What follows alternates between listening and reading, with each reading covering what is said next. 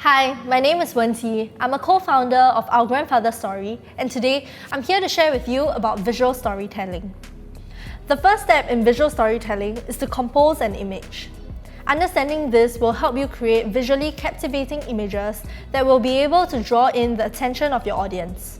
Later, we'll also learn about crafting a series of images and the different approaches to visual storytelling.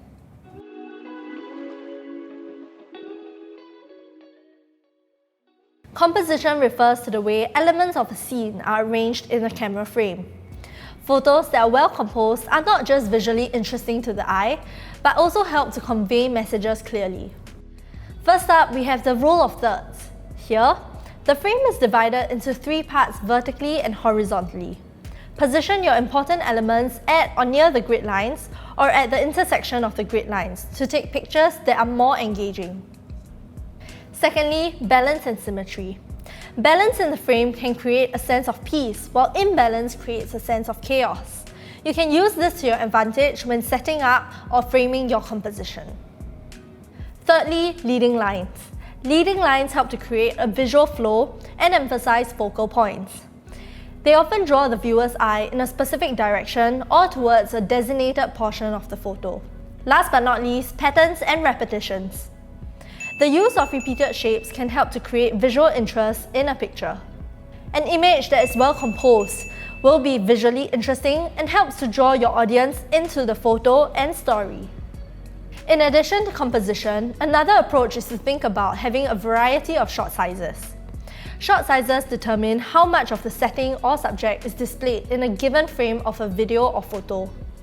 This can work for both videos and photos. By capturing a variety of shot sizes from extreme wide shots to extreme close-up, we will be able to showcase different visuals of a story to paint a more complete picture.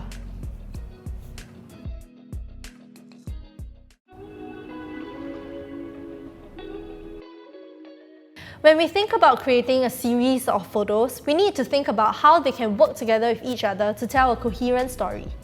Here are the different varieties of shots you can include in your video or photo story. Portraits refer to photos of people in the story. The people in the portrait do not necessarily have to pose for the camera. They can be going about in their daily lives. When taking portraits of people, make sure you have sought their permission. Environment refers to the surroundings where the stories are cited. Environment shots will help to set context to a story and provide more details about the event that is taking place. People without people means taking photos of objects that can tell us a story without featuring anyone or its environment. Objects can tell us a lot about a person or a place, so besides photographing the environment and its people, it's important to photograph objects as well. For example, these objects were wares sold by Sungai Road hawkers in the portraits you saw earlier. Just from these photos, we can get a better sense of what Sungai Road was, a place where second-hand goods were sold. You can also apply these simple principles if you are shooting a video. This will help ensure visual variety and keep the content interesting for the audience.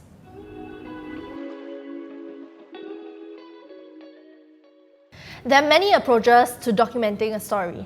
The first approach is documenting it in a chronological form by photographing a person in a day of his or her life. In this example, we see the story of how our migrant workers spent their Lunar New Year in Singapore due to travel restrictions. This series of photos were presented in a chronological order where the photographer followed them for a day to document their dumpling making party organised by 2 volunteer organisations. Although our migrant workers were not able to spend the festive season with their loved ones, our community provided them with support to overcome this trying period. In this video, we see a day in the life of Apol Leong, who is one of the oldest hawkers in Singapore.